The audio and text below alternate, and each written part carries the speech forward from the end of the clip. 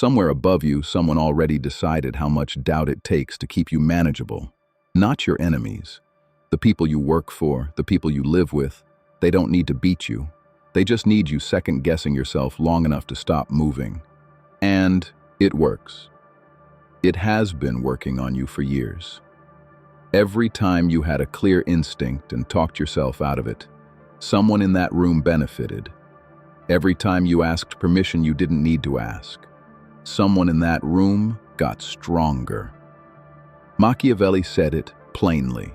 The man who hesitates has already handed his power to whoever is watching. You didn't lose your confidence. It was taken, piece by piece, with your cooperation. The first move is always the same. They don't attack what you know. They attack what you feel about what you know. You walk in certain, and they say nothing. Just a look, a pause, a question that isn't really a question. Are you sure about that? 4 words. That is the entire mechanism.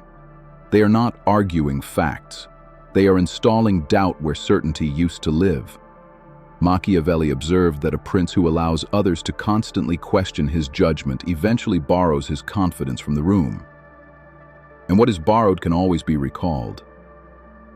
That pause they planted, it wasn't curiosity.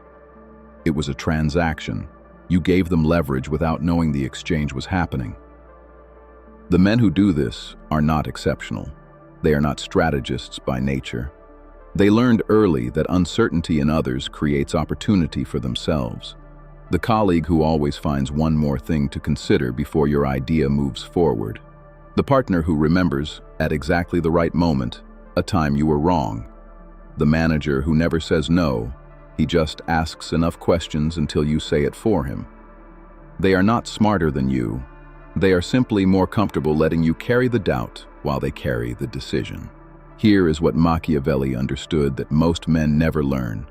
Doubt is not a feeling, it is a weapon, and like any weapon, it can be turned. The man who sees the mechanism stops being controlled by it. When someone plants, "Are you sure?"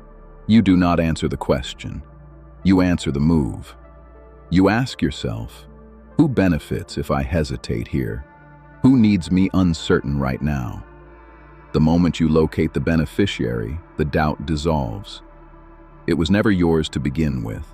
It was placed, and placed things can be returned. This is not arrogance.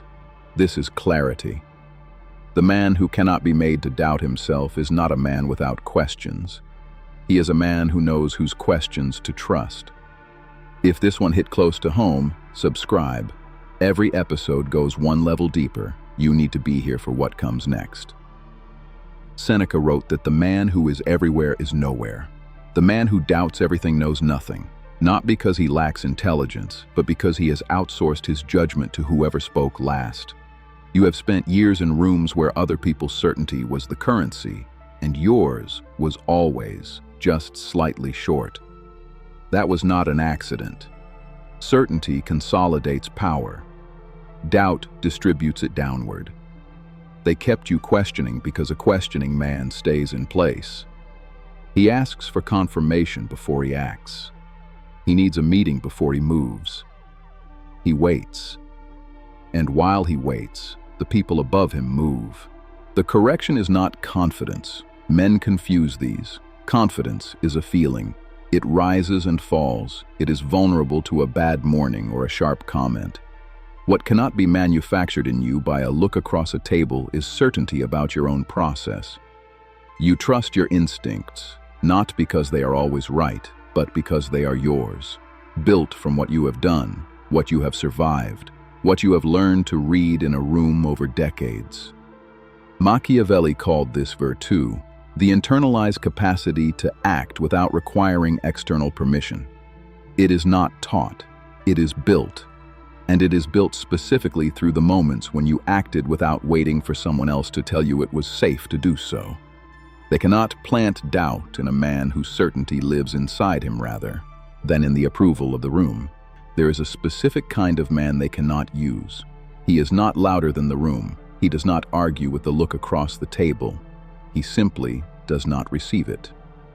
When the question is planted, Are you sure? He considers it for exactly as long as it deserves. The time it takes to locate whether the question is honest or strategic. If honest, he engages. If strategic, he moves anyway. They cannot slow a man who has already decided that his own judgment is the court of final appeal. Not because he is reckless, because he has done the work to earn trust in himself, and he knows the difference between caution and being managed. Machiavelli was clear. The prince who requires consensus before every action will always be outmaneuvered by the man who acts. Doubt is not wisdom. It is a leash, and a leash requires your cooperation to hold. You already know what this is. You have felt it in rooms where your instinct was right and you talked yourself out of it anyway. And you have watched decisions go sideways because you waited for a permission that was never coming. And you have given years to people who benefited from your uncertainty and called it humility, called it being careful, called it respecting the process. And it was none of those things. It was a mechanism running on you without your knowledge. And now you know its name. And the man who sees the tool can no longer be worked by it. And you do not need to become someone who doubts less.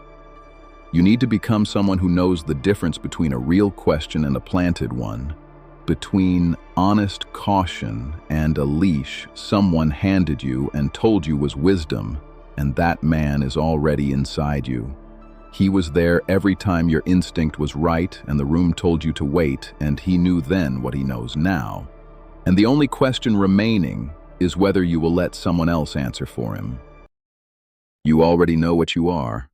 Finally, ruthless.